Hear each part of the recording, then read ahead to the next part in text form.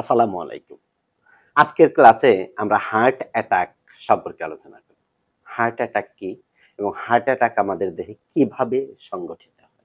সেই সম্পর্কে বিস্তারিত আলোচনা করব আজকের এই ক্লাসে।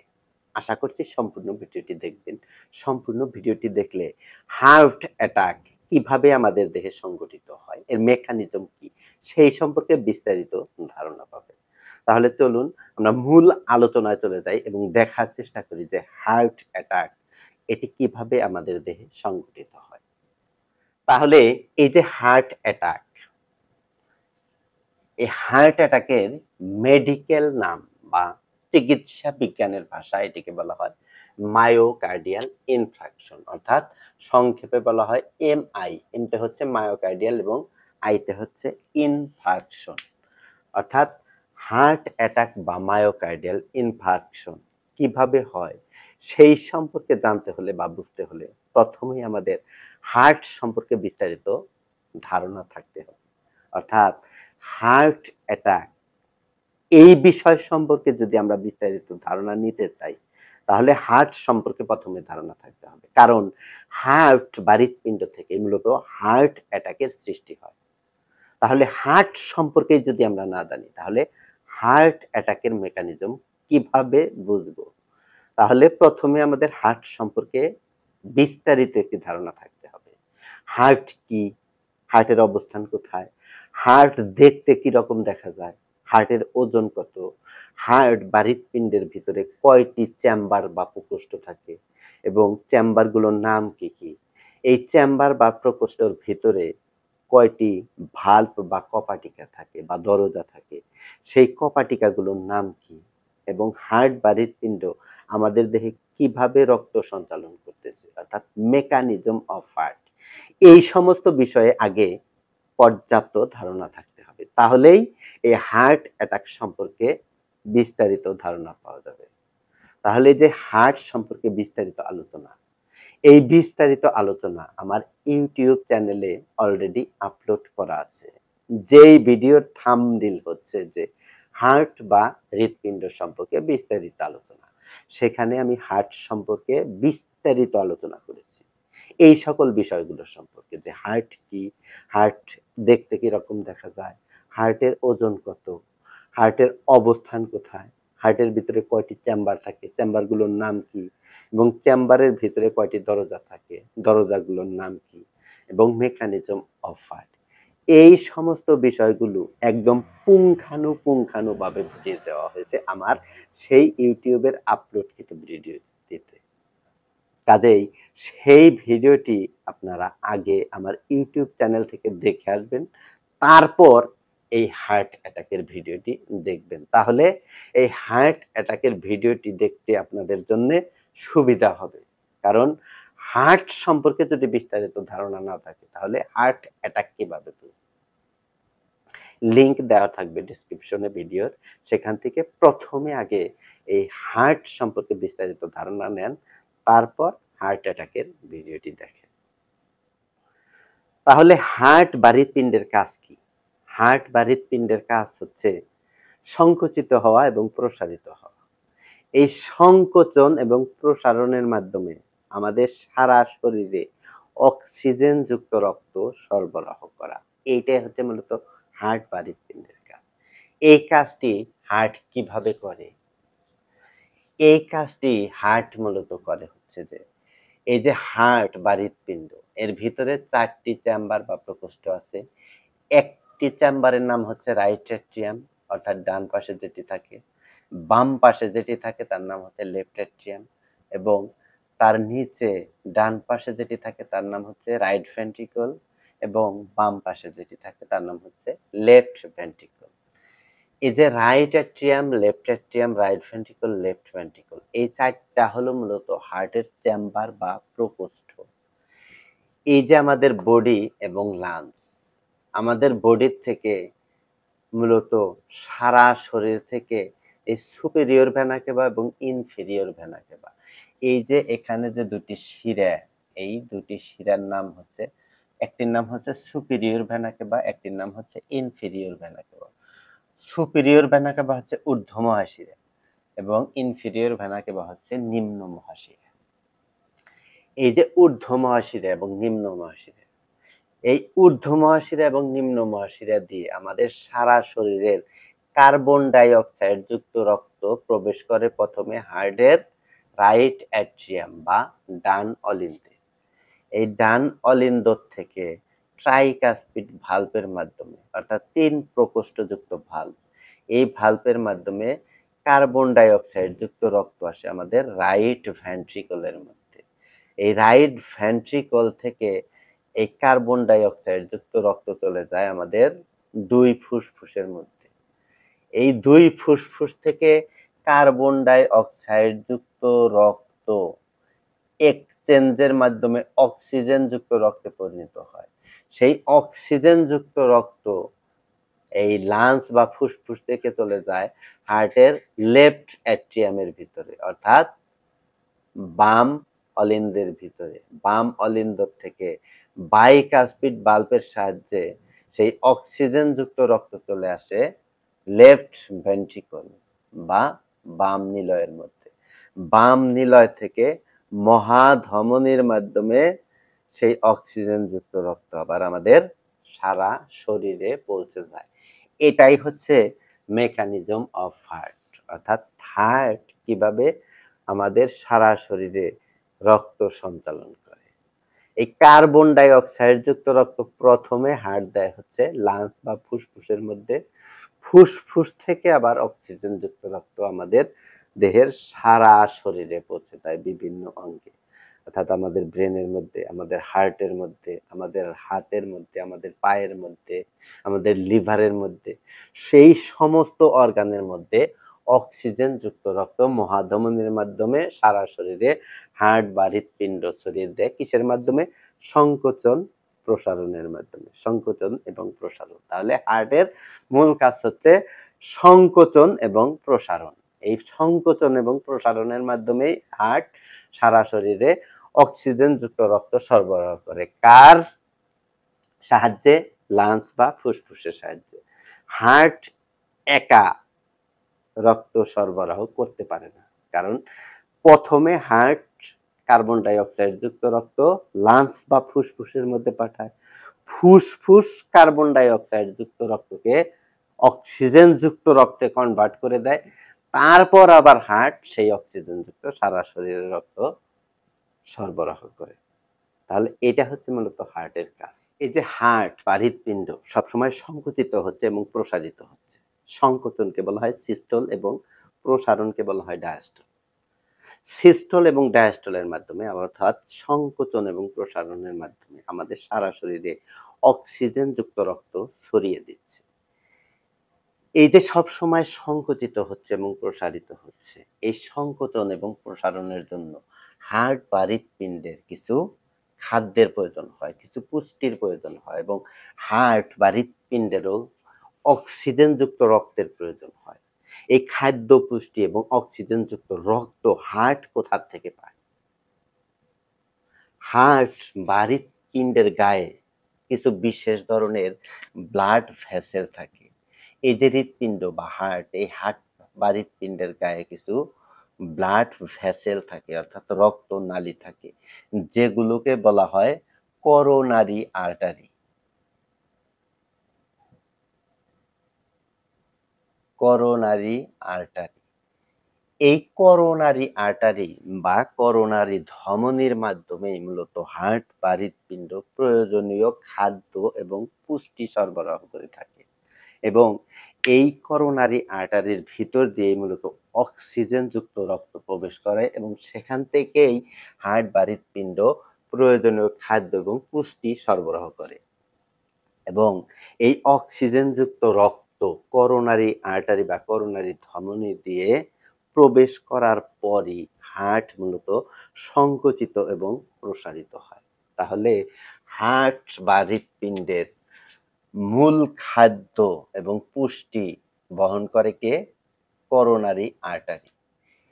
এই যে হার্টের করোনারি আর্টারি, এটাকে যদি আমরা হার্টের করোনারি আর্টারি বা করোনারি ধমনী ধরি, যে এটা হচ্ছে হার্টের করোনারি আর্টারি বা করোনারি ধমনী, এই করোনারি আর্টারি বা করোনারি ধমনীর মধ্যে যদি চর্বি জমে, অর্থাৎ চর্বি জমে এই করোনারি আর্টারির ভিতরে যদি ব্লক হয়ে যায়, আংশিক ব্লক বা পুরোপুরি ব্লক হয়ে যায়, এই ব্লক হওয়ার কারণে, অর্থাৎ এইখানে চর্বি জমে যদি ব্লক হয়ে যায় বা রাস্তা এখানে ন্যারো হয়ে যায় বা সংকীর্ণ হয়ে যায়, তাহলে হার্ট যখন পাম্পিং করে, অর্থাৎ সংকুচিত এবং প্রসারিত হয় এবং সংকোচন এবং প্রসারণের ফলে এই করোনারি আর্টারির ভিতর দিয়ে অক্সিজেনযুক্ত রক্ত প্রবেশ করে।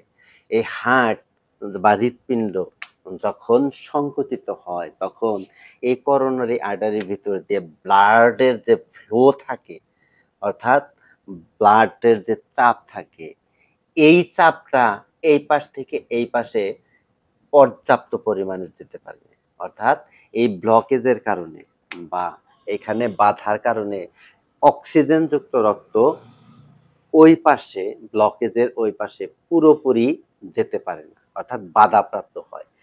এই যে অক্সিজেনযুক্ত রক্ত এই পাশে পুরোপুরি যেতে পারে না, যার কারণে এই পাশের সেল বা টিস্যু পর্যাপ্ত পরিমাণে অক্সিজেনযুক্ত রক্ত পায় না। আর যখন এই পাশের টিস্যুগুলো অক্সিজেনযুক্ত রক্ত পায় না পর্যাপ্ত পরিমাণে, তখন এই পাশে কি হয়? অবাত শোষণ হয়। এই পাশে অবাত শোষণ হয়। শোষণ হচ্ছে ২ রকম, সবাত শোষণ এবং অবাত শোষণ। অবাত শোষণের ফলে কি হয়? কিছু ল্যাকটিক অ্যাসিড তৈরি হয়। ল্যাকটিক অ্যাসিড তৈরি হয়। এই ল্যাকটিক অ্যাসিড যদি পর্যাপ্ত পরিমাণে তৈরি হয়, তাহলেই মূলত এই হার্ট বা হৃৎপিণ্ডের বাম পাশে ব্যথা করে, যেটাকে মেডিকেলের ভাষায় বলা হয় এনজাইনা বা angina pectoris. Angina pectoris. Angina pectoris হচ্ছে হৃদশুল বা বুকে ব্যথা। তাহলে অ্যানজাইনা পেক্টোরিস কিভাবে হচ্ছে? এই যে করোনারি আর্টারির ভিতরে যদি চর্বি জমে বা ফ্যাট জমে এবং এই চর্বি এবং ফ্যাট জমে যদি করোনারি আর্টারিকে ব্লক করে ফেলে বা বন্ধ করে ফেলে বা এই রাস্তা যদি সংকীর্ণ করে ফেলে, তাহলে কি এই পাশে যে পরিমাণ অক্সিজেনযুক্ত রক্ত যাবে, এই পাশ থেকে এই পাশে কি সেই পরিমাণ অক্সিজেনযুক্ত রক্ত যেতে পারবে? যেতে পারবে না। কারণ এখানে এই রক্তগুলো বাধাপ্রাপ্ত হবে। যখনই বাধাপ্রাপ্ত হবে, তখন এই পাশের অক্সিজেনযুক্ত রক্ত এই পাশে পর্যাপ্ত পরিমাণে যেতে পারবে না বা সরবরাহ হতে পারবে না। আর যখনই পর্যাপ্ত পরিমাণে অক্সিজেনযুক্ত রক্ত যেতে পারবে না, তখন এই পাশের সেলগুলোতে তখন অবাত শোষণ শুরু হবে। অবাত শোষণের ফলে কি হবে? এন্ড প্রোডাক্ট হিসাবে কিছু ল্যাকটিক অ্যাসিড পাওয়া যাবে এবং এই ল্যাকটিক অ্যাসিডের কারণেই মূলত বুকে ব্যথা করে, অর্থাৎ যাকে মেডিকেলের ভাষায় বলে এনজাইনা পেক্টোরিস। এই এনজাইনা পেক্টোরিস আবার মূলত ২ ধরনের হয়ে থাকে। একটার নাম হচ্ছে স্টেবল এনজাইনা, স্টেবল এনজাইনা বা স্থির বুকে ব্যথা, এবং আরেকটি আছে হচ্ছে আনস্টেবল এনজাইনা, আনস্টেবল এনজাইনা বা অস্থির বুকে ব্যথা। এখন স্টেবল এনজাইনাটা কি? স্টেবল এনজাইনা হচ্ছে যে এই যে এমআই বা মায়োকার্ডিয়াল ইনফ্রাকশন বা হার্ট অ্যাটাকের পেশেন্ট, এদের এরা যখন কায়িক পরিশ্রম করে বা ফিজিক্যাল এক্সারসাইজ করে, যখন তারা শারীরিক পরিশ্রম করে, ফিজিক্যাল এক্সারসাইজ করে, এই ফিজিক্যাল এক্সারসাইজ যখন করে, অর্থাৎ হার্ট ওয়ার্ক যখন করে, তখন হার্ট পাম্পিং বেশি করে, অর্থাৎ সংকোচন এবং প্রসারণ বেশি হয়। এই অতিরিক্ত সংকোচন এবং প্রসারণের ফলে এই যে এই করোনারি আর্টারির ভিতরে মূলত অক্সিজেনযুক্ত রক্ত এই পাশে বেশি প্রবেশ করে। এই অক্সিজেনযুক্ত রক্ত যখন প্রবেশ করে, তখন এই ব্লকেজের কারণে পর্যাপ্ত পরিমাণ অক্সিজেনযুক্ত রক্ত এই পাশে সরবরাহ হতে পারে না। এই পর্যাপ্ত অক্সিজেনযুক্ত রক্ত যখন সরবরাহ না হতে পারে, তখন এই পাশে অবাত শোষণ হয় এবং এই পাশে ল্যাকটিক অ্যাসিড তৈরি হয়। এই ল্যাকটিক অ্যাসিডের কারণেই মূলত বুকে ব্যথা করে, যার নাম হচ্ছে অ্যানজাইনা পেক্টোরিস। তাহলে এই যে যখন কায়িক পরিশ্রম বা ফিজিক্যাল এক্সারসাইজ করে, এই ফিজিক্যাল এক্সারসাইজ করার সময় যখন হার্ট বেশি পাম্পিং করে, তখন যদি বুকে ব্যথা হয়, তাহলে তাকে বলে স্টেবল অ্যানজাইনা বা স্থির বুকে ব্যথা। তাহলে এই রোগীগুলা বিশ্রাম অবস্থায় থাকে, যদি রেস্ট অবস্থায় থাকে তাহলে এই বুকে ব্যথাটা কমে যায়, অথবা নাইট্রোগ্লিসারিন জাতীয় ওষুধ খেলে এই বুকে ব্যথাটা কমে যায়। আর আনস্টেবল অ্যানজাইনা কি? তাহলে আনস্টেবল অ্যানজাইনা হচ্ছে যে এই ধরনের রোগী যাদের এই করোনারি আর্টারির ভিতরে ব্লকেজ আছে বা চর্বি জমা আছে, এই ব্লকেজের রুগীরা অনেক সময় দেখা যায় যে ব্লকেজ যদি বেশি হয়ে যায়, তাহলে এই পেশেন্টরা যখন বিশ্রাম অবস্থায় থাকে, অর্থাৎ হার্ট যখন বিশ্রামে থাকে, যখন স্বাভাবিকভাবে পাম্পিং করে, তখনও বুকে ব্যথা করে। এই ধরনের ব্যথাকে বলা হয় আনস্টেবল অ্যানজাইনা, অর্থাৎ অস্থির বুকে ব্যথা। অর্থাৎ এই ধরনের বুকে ব্যথা সবচাইতে মারাত্মক হয় এবং সাংঘাতিক রকমের হয়ে থাকে। তাহলে এইটা হচ্ছে মূলত আনস্টেবল অ্যানজাইনা। যদি পরিশ্রম করার পর বুকে ব্যথা হয় তাহলে সেটাকে বলে স্টেবল অ্যানজাইনা, এবং পরিশ্রম ছাড়াই যদি বুকে ব্যথা করে হার্টের কারণে তাহলে তাকে বলে আনস্টেবল অ্যানজাইনা বা অস্থির অ্যানজাইনা। তাহলে এইটা হচ্ছে মূলত অ্যানজাইনা পেক্টোরিস। তাহলে এই এমআই বা মায়োকার্ডিয়াল ইনফ্রাকশন কিভাবে হয়? এমআই বা মায়োকার্ডিয়াল ইনফ্রাকশন হয় হচ্ছে যে এই যে এটা হচ্ছে করোনারি আর্টারি বা করোনারি ধমনী আমরা যদি ধরি, এই করোনারি আর্টারি অর্থাৎ অ্যানজাইনা থাকতে থাকতে, অর্থাৎ তার এই করোনারি আর্টারির ভিতরে এই চর্বি জমতে জমতে যদি এই ব্লকেজটা একদম করোনারি আর্টারি সম্পূর্ণ হয়ে যায়, এই আর্টারি যদি একদম পুরোপুরি ব্লকেজ হয়ে যায়, অর্থাৎ এইখান দিয়ে আর রক্ত চলাচলের মতো কোনো ব্যবস্থা থাকে না, এই করোনারি ধমনীটা পুরোপুরি মূলত ব্লকেজ হয়ে যায় চর্বির দ্বারা, কোলেস্টেরলের দ্বারা এই রাস্তাটা একদম পুরোপুরি বন্ধ হয়ে যায়, পুরোপুরি ব্লক হয়ে যায়। এবং পুরোপুরি ব্লক যখন হয়, যদি হয়, তখন কি হবে? এই পাশের অক্সিজেনযুক্ত রক্ত আর এই পাশে আসতে পারবে না। এই অক্সিজেনযুক্ত রক্ত যদি এই পাশে না আসে তাহলে কি হবে? তাহলে এই পাশের যে হৃৎপেশি, অর্থাৎ এই পাশের যে সেল বা টিস্যুগুলো, এই টিস্যুগুলো আস্তে আস্তে কি হবে? মারা যাবে। এই পাশের যে টিস্যু বা সেল, এই সেলগুলো আস্তে আস্তে কি হবে? ড্যামেজ হবে বা মারা যাবে। ড্যামেজ হবে বা মারা যাবে। কি কারণে? এই যে করোনারি আর্টারি, অর্থাৎ হার্টের ভিতরে যে করোনারি আর্টারি, যেই আর্টারির ভিতরে দিয়ে মূলত অক্সিজেনযুক্ত রক্ত প্রবেশ করে এবং অক্সিজেনযুক্ত রক্ত থেকে মূলত হার্ট প্রয়োজনীয় খাদ্য এবং পুষ্টি উপাদান পায়, এবং যার কারণে হার্ট সংকুচিত এবং প্রসারিত হয়, এবং যার কারণে আমাদের সারা শরীরে অক্সিজেনযুক্ত রক্ত পৌঁছায়।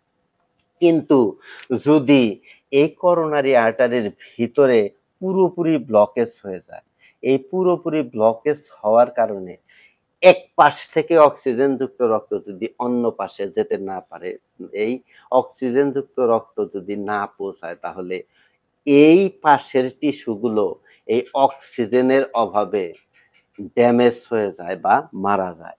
এই যে ড্যামেজ হয় বা মারা যায়, এইটাকেই মূলত মেডিকেলের ভাষায় বলা হয় ইনফার্কশন। ইনফার্কশন। এইটাকেই মেডিকেলের ভাষায় বলা হয় ইনফার্কশন। তাহলে ইনফার্কশন কথার অর্থ হচ্ছে যে পর্যাপ্ত পরিমাণ অক্সিজেনের অভাবে, অর্থাৎ অক্সিজেনের অভাবে যদি হৃৎপেশি বা হার্ট বা হৃৎপিণ্ডের মধ্যে যে টিস্যু থাকে সেই টিস্যুগুলো যদি মারা যায় তাহলে তাকে বলা হয় ইনফার্কশন। এবং এই ইনফার্কশন বা টিস্যুগুলো যে মারা যায়, এই মারা যাওয়া টিস্যুগুলো মূলত কোন জায়গায় থাকে? এই মারা যাওয়া টিস্যুগুলো মূলত থাকে হচ্ছে হার্টের মায়োকার্ডিয়ামের ভিতরে। মায়োকার্ডিয়ামের ভিতরে। মায়োকার্ডিয়ামের ভিতরে। এই মায়োকার্ডিয়ামের ভিতরে থাকে এবং মায়োকার্ডিয়াম থেকে মারা যায়। এই কারণে এদের নাম হয় মায়োকার্ডিয়াল ইনফ্রাকশন। অর্থাৎ এই যে হার্ট বা হৃৎপিণ্ড, এই যে হার্ট বা হৃৎপিণ্ড, এই হার্ট বা হৃৎপিণ্ডের মূলত হচ্ছে ৩টি লেয়ার বা পর্দা থাকে। এই ৩টি লেয়ারের একদম বাহিরের লেয়ারকে বলা হয় ইপিকার্ডিয়াম। ইপি কথার অর্থ হলো বাহিরে, এবং মাঝখানের লেয়ারকে বলা হয় মায়োকার্ডিয়াম। মায়োকার্ডিয়াম। এবং একদম ভিতরের লেয়ারকে বলা হয় এন্ডোকার্ডিয়াম। এন্ডোকার্ডিয়াম। এই ইপি কথার অর্থ হচ্ছে বাহিরে, মায়ো কথার অর্থ হচ্ছে মাঝখানে এবং এন্ডো কথার অর্থ হচ্ছে একদম ভিতরে। এবং এই হাড় বাড়ির পিণ্ডকে চারিদিকে যেই লেয়ার আবৃত করে রাখে, অর্থাৎ হাড় বাড়ির পিণ্ড যেই লেয়ারের ভিতরে থাকে এই বাহিরের লেয়ারকে বলা হয় পেরিকার্ডিয়াম। পেরিকার্ডিয়াম অর্থাৎ চারিদিকে সারাউন্ডেড বা আবৃত করে রাখে যেই লেয়ার তাকে বলা হয় পেরিকার্ডিয়াম। তাহলে এই যে মায়োকার্ডিয়াম অর্থাৎ থার্ড বাড়ির পিণ্ডের একদম ভিতরের লেয়ার বা ভিতরের পর্দা, যেইখানে মূলত এই করোনারি আর্টারি থাকে, যেই লেয়ারের মধ্যে মূলত এই করোনারি আর্টারি থাকে, এই লেয়ারটাকে বলা হয় মায়োকার্ডিয়াম। এই লেয়ারটা যেহেতু ধ্বংসপ্রাপ্ত হয় বা মরে যায় বা ড্যামেজ হয়ে যায়, এই কারণে এর নাম হয় হচ্ছে মায়োকার্ডিয়াল ইনফার্কশন। অর্থাৎ মায়োকার্ডিয়ামের ভিতরের সেলগুলো মারা যায়, ড্যামেজ হয়ে যায়, এই কারণে নাম হয় মায়োকার্ডিয়াল ইনফার্কশন বা আমরা বাংলায় যেটাকে বলি হার্ট অ্যাটাক। তাহলে মায়োকার্ডিয়াল ইনফার্কশন কিভাবে হয়? এই যে করোনারি আর্টারি যদি পুরোপুরি সম্পূর্ণভাবে ব্লকেজ হয়ে যায় বা ব্লক হয়ে যায় বা বন্ধ হয়ে যায়, এইখান দিয়ে যদি অক্সিজেন যুক্ত রক্ত এই পাশে যেতে না পারে এবং অক্সিজেনের অভাবে যদি এই পাশের সেল বা টিস্যুগুলো মারা যায়, হৃৎপেশিগুলো মারা যায়, তাহলেই তাকে মেডিকেলের ভাষায় বলা হয় ইনফার্কশন। এবং এই ঘটনাটা মূলত মায়োকার্ডিয়ামের ভিতরে ঘটে, এই কারণে এর নাম হচ্ছে মায়োকার্ডিয়াল ইনফার্কশন। তাহলে আরেকটি ঘটনা ঘটে, সেটা হচ্ছে আমরা বলি হার্ট ফেলিওর। হার্ট ফেলিওরটা মূলত কিভাবে হয়? হার্ট ফেল কিভাবে করে? এই যে করোনারি আর্টারি, যে করোনারি আর্টারির মধ্যে পুরোপুরি ব্লকেজ হয়ে গেছে, অর্থাৎ করোনারি আর্টারিটা একদম ব্লক হয়ে গেছে বা বন্ধ হয়ে গেছে, এই পাশ দিয়ে মূলত কোনো অক্সিজেন যুক্ত রক্ত ঢুকতেছে না। তাহলে এই যে হার্ট বা হৃৎপিণ্ড, এর মধ্যে যে এই যে আর্টারি বা ধমনী থাকে, বিশেষ ধরনের আর্টারি বা ধমনী, যার নাম হচ্ছে করোনারি আর্টারি। এই করোনারি আর্টারির ভিতরে যদি ব্লকেজ হয়ে যায়, এই যে করোনারি আর্টারি, এই করোনারি আর্টারি যদি একদম ব্লকেজ হয়ে যায়, তাহলে এর ভিতরে কি হবে? অক্সিজেন যুক্ত রক্ত প্রবেশ করতে পারবে না। আর অক্সিজেন যুক্ত রক্ত যদি প্রবেশ করতে না পারে, তাহলে হার্ট বা হৃৎপিণ্ডের খাদ্য বন্ধ হয়ে যাবে। কারণ হৃৎপিণ্ডের খাদ্যই হচ্ছে অক্সিজেন যুক্ত রক্ত। এই অক্সিজেন যুক্ত রক্ত থেকেই সে প্রয়োজনীয় খাদ্য এবং পুষ্টি পায়। যদি অক্সিজেন যুক্ত রক্তই না যায়, তাহলে এই হার্ট বা হৃৎপিণ্ডের যে কোনো একটি অংশ আস্তে আস্তে ড্যামেজ হয়ে যাবে বা নষ্ট হয়ে যাবে। এবং ড্যামেজ হওয়ার কারণে হার্ট বা হৃৎপিণ্ড আর কি করতে পারবে না? পাম্পিং করতে পারবে না। অর্থাৎ সংকুচিত হতে পারবে না এবং প্রসারিত হতে পারবে না। আর সংকুচিত প্রসারিত যদি না হয়, তাহলে আমাদের শরীরের ভিতরে অক্সিজেন যুক্ত রক্ত পৌঁছাতে পারবে না। অক্সিজেন যুক্ত রক্ত যদি শরীরে না পৌঁছায়, তাহলে কি হবে? শরীরের অর্গানগুলো আস্তে আস্তে ধীরে ধীরে মারা যাবে। তাহলে এই যে অক্সিজেন যুক্ত রক্ত পৌঁছাতে পারে না, এই কারণে মূলত এই হার্ট বা হৃৎপিণ্ড ফেল করে যায়। অর্থাৎ হার্ট বা হৃৎপিণ্ড আর পাম্পিং করতে পারে না। অর্থাৎ পর্যাপ্ত পরিমাণে অক্সিজেন যুক্ত রক্ত আমাদের শরীরে পৌঁছাতে পারে না বা সরবরাহ করতে পারে না। আমাদের শরীরের যতটুকু অক্সিজেন যুক্ত রক্ত দরকার, সেই রক্ত যদি হার্ট বা হৃৎপিণ্ড সরবরাহ করতে না পারে, তাহলেই তাকে হার্ট ফেলিউর বলা হয়। অর্থাৎ এই করোনারি আর্টারি যদি ড্যামেজ হয়ে যায়, তাহলে এই হার্টও মূলত কাজ করা বন্ধ করে দেয় এবং এটাকেই মূলত হার্ট ফেলিউর বলা হয়। তাহলে কয়টা জিনিস সম্পর্কে আমরা জানলাম? একটা হচ্ছে অ্যানজাইনা পেক্টোরিস এবং দ্বিতীয়ত হচ্ছে যে এমআই বা মায়োকার্ডিয়াল ইনফার্কশন এবং তৃতীয়ত হচ্ছে হার্ট ফেলিওর। তাহলে মূল ঘটনা কার কারণে হচ্ছে? মূল ঘটনা হচ্ছে মূলত এই করোনারি আর্টারির কারণে। এই করোনারি আর্টারি হচ্ছে মূল বিষয়। এই করোনারি আর্টারি দিয়েই হচ্ছে সবকিছু। কারণ করোনারি আর্টারি হচ্ছে মূলত হার্ট বা হৃৎপিণ্ডের জান।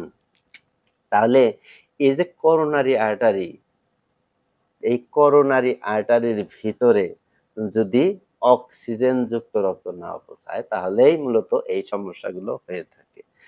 তাহলে এই হার্ট ফেলিওর বা মায়োকার্ডিয়াল ইনফার্কশন বোঝাতে গিয়ে আমরা ৩টি বিষয় সম্পর্কে ধারণা পেলাম। তাহলে এই যে করোনারি আর্টারি বা আমাদের করোনারি ধমনী, হার্ট বা হৃৎপিণ্ডের ভিতরে যে থাকে, এই করোনারি আর্টারি বা করোনারি ধমনীতে যদি চর্বি জমে, তাহলে এই চর্বি কমানোর জন্য ডাক্তার বাবুরা কি ওষুধ লেখে? এই চর্বি কমানোর জন্য মূলত লিপিড লোয়ারিং ড্রাগ লেখে। এই চর্বি কমানোর জন্য লিপিড লোয়ারিং ড্রাগ লেখে। লিপিড লোয়ারিং ড্রাগ অর্থাৎ যেই সমস্ত ড্রাগ বা ঔষধে মূলত লিপিড বা চর্বিকে লোয়ার করে অর্থাৎ নিচে নামিয়ে দেয় বা কমায় চর্বির পরিমাণ, যেমন অ্যাটোরভাস্টেটিন, অ্যাটোরভাস্টেটিন, রোসুভাস্টেটিন, রোসুভাস্টেটিন, সিমভাস্টেটিন, সিমভাস্টেটিন, লোভাস্টেটিন, লোভাস্টেটিন এবং ফ্লুভাস্টেটিন, ফ্লুভাস্টেটিন। এগুলো হচ্ছে মূলত লিপিড লোয়ারিং ড্রাগ অর্থাৎ এই যে চর্বি জমে গেছে করোনারি আর্টারির ভিতরে, এই করোনারি আর্টারির চর্বি যাতে আর না বাড়ে এই কারণে এই এমআই বা মায়োকার্ডিয়াল ইনফ্রাকশনের পেশেন্টদের মূলত লিপিড লোয়ারিং ড্রাগ লেখা হয় অর্থাৎ অ্যাটোরভাস্টেটিন, রোসুভাস্টেটিন, সিমভাস্টেটিন, লোভাস্টেটিন, ফ্লুভাস্টেটিন। এবং এই যে এই করোনারি আর্টারির ভিতরে যে ব্লক হয়েছে বা চর্বি জমেছে, যা ফ্যাট জমে এই রাস্তাটা যে সংকীর্ণ হয়ে গেছে, তাহলে এইখান দিয়ে রক্ত পর্যাপ্ত পরিমাণে এখানে প্রবেশ করতে পারে না। এবং এই রক্ত যাতে পর্যাপ্ত পরিমাণে প্রবেশ করতে পারে এবং এই সংকীর্ণর ভিতর দিয়ে যাতে রক্ত সবসময় চলাচল করতে পারে, এই কারণে এদেরকে আরেক ধরনের ওষুধ লেখা হয়, সেটা হচ্ছে যে রক্ত পাতলা করার ওষুধ।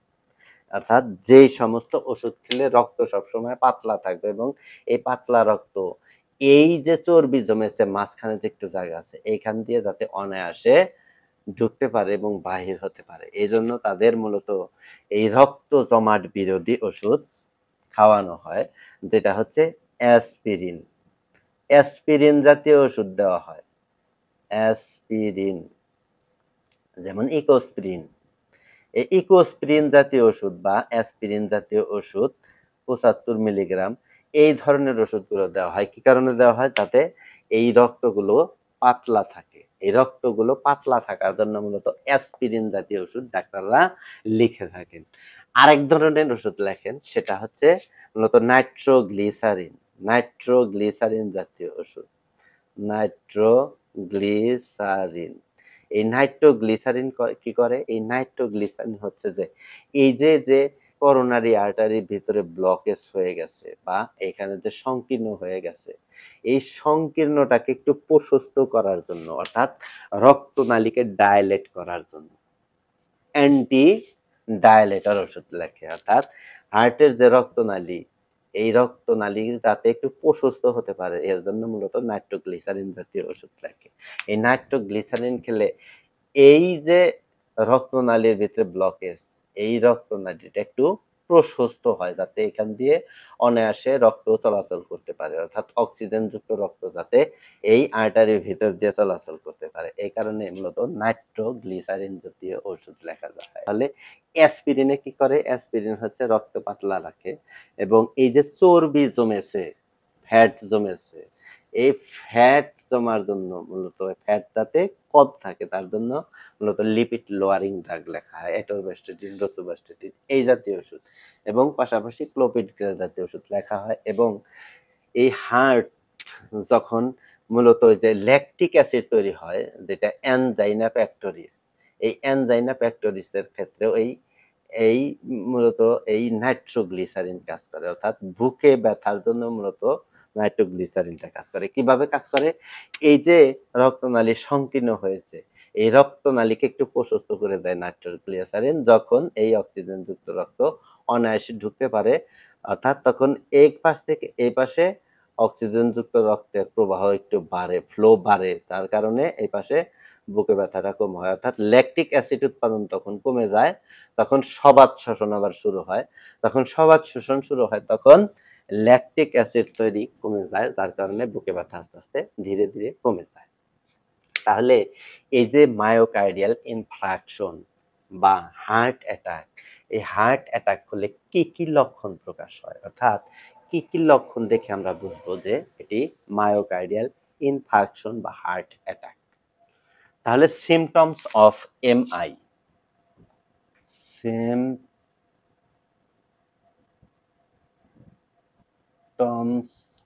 অফ মায়োকার্ডিয়াল ইনফার্কশন বা হার্ট অ্যাটাক। হার্ট অ্যাটাক আমি কি দেখে বুঝবো, কি লক্ষণ দেখে আমি বুঝবো যে হার্ট অ্যাটাক হয়েছে বা হার্ট অ্যাটাক হতে পারে। হার্ট অ্যাটাক, হার্ট অ্যাটাকের লক্ষণ কি? হার্ট অ্যাটাকের প্রথম লক্ষণ হিসাবে হচ্ছে যে চেস্ট পেইন থাকবে। প্রথম লক্ষণ হচ্ছে চেস্ট পেইন, অর্থাৎ বুকে ব্যথা থাকবে। বুকের কোথায় ব্যথা থাকবে? সেন্ট্রাল চেস্ট পেইন, অর্থাৎ বুকের মাঝখানে ব্যথা থাকবে, সেন্ট্রাল চেস্ট পেইন।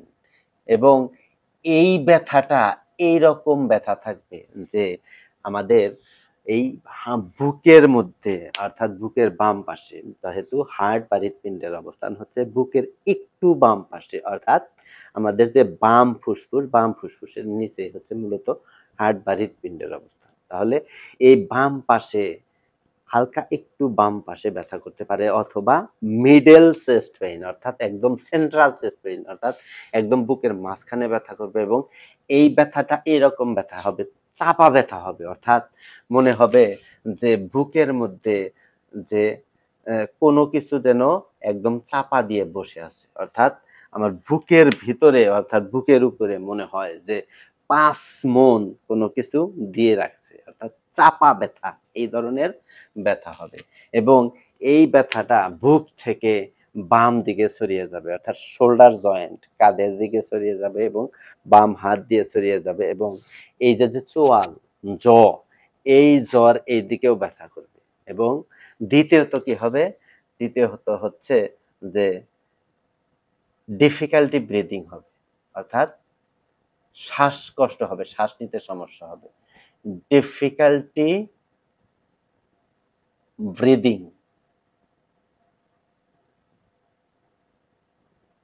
অর্থাৎ শ্বাস নিতে কষ্ট হবে, অর্থাৎ বুকের মধ্যে চাপা ব্যথার কারণে, অর্থাৎ শ্বাস প্রশ্বাসে কষ্ট হবে। এবং কি আরো কি থাকবে? পাশাপাশি হেডেক থাকতে পারে, সিভিয়ার হেডেক, অর্থাৎ প্রচন্ড পরিমাণে মাথা ব্যথা থাকতে পারে। এবং পাশাপাশি নাউজিয়া থাকতে পারে, অর্থাৎ বমি বমি ভাব, নাউজিয়া, নৌসিয়া বা বমি বমি ভাব থাকতে পারে। এবং ঘুমের ব্যাঘাত ঘটবে, স্লিপিং ডিস্টারবেন্স, স্লিপিং ডিস্টারবেন্স হবে, ডিস্টারবেন্স, অর্থাৎ ঘুমের ব্যাঘাত ঘটবে, অর্থাৎ এই অ্যানজাইনা পেক্টোরিসের কারণে, অর্থাৎ বুকে ব্যথার কারণে তার ঘুম ভেঙে যাবে। তাহলে এই মায়োকার্ডিয়াল ইনফার্কশন বা হার্ট অ্যাটাকের মূলত প্রথম সিমটমস হচ্ছে সেন্ট্রাল চেস্ট পেইন, অর্থাৎ বুকের মধ্যে তীব্র ব্যথা করবে। এবং এই ব্যথাটা এরকম ব্যথা হবে, চাপা ব্যথা, যে বুকের মধ্যে মনে হয় যে একটা হাতি বসে আছে, এই রকম চাপা ব্যথা হবে। এবং এই ব্যথাটা বুক থেকে বাম হাত এবং বাম শোল্ডার এবং এই যে জ, অর্থাৎ চোয়াল, এই দিকেও ব্যথা করতে পারে এবং এই দিকে ব্যথাটা নেমে যেতে পারে। এবং পাশাপাশি কি হবে? ডিফিকাল্টি ব্রিদিং হবে, শ্বাস নিতে কষ্ট হবে, প্রচুর মাথা ব্যথা থাকতে পারে, নাউসিয়া থাকতে পারে, স্লিপিং ডিস্টারবেন্স থাকতে পারে। এবং পাশাপাশি যেই সমস্যাটা হবে সেটা হচ্ছে যে শরীরে ঘাম হবে, প্রচুর ঘাম হবে, প্রচুর সোয়েটিং হবে, প্রচুর সোয়েটিং হবে, কিন্তু শরীর ঠান্ডা থাকবে। সোয়েটিং হবে কিন্তু শরীর ঠান্ডা থাকবে, শরীর ঠান্ডা থাকবে, শরীর ঠান্ডা থাকবে। তাহলে এইগুলা হচ্ছে মূলত এই হার্ট অ্যাটাকের লক্ষণ বা সিমটমস, অর্থাৎ এই সমস্ত লক্ষণ দেখলে আমরা বুঝবো যে এটি হার্ট অ্যাটাক। তাহলে হার্ট অ্যাটাককে শনাক্ত করার জন্য বা ডায়াগনোসিস করার জন্য কি কি পরীক্ষা নিরীক্ষা করতে হয়, অর্থাৎ প্রাথমিকভাবে এই হার্ট অ্যাটাককে ডায়াগনোসিস করার জন্য প্রথমে হতে হয় ইসিজি করা প্রয়োজন। ইসিজি অর্থাৎ ইলেকট্রোকার্ডিওগ্রাম।